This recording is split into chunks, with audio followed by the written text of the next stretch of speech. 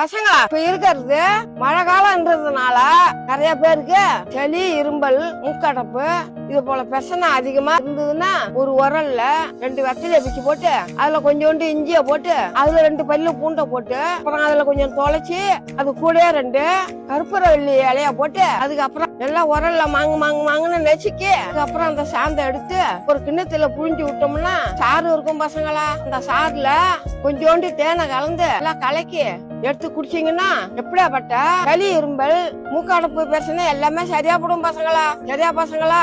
ஏன்னா சளி, இரும்பல், மூக்கடைப்பு பிரச்சனைக்கு இதான் பசங்களா நல்ல வைத்தியம். சரியா பசங்களா?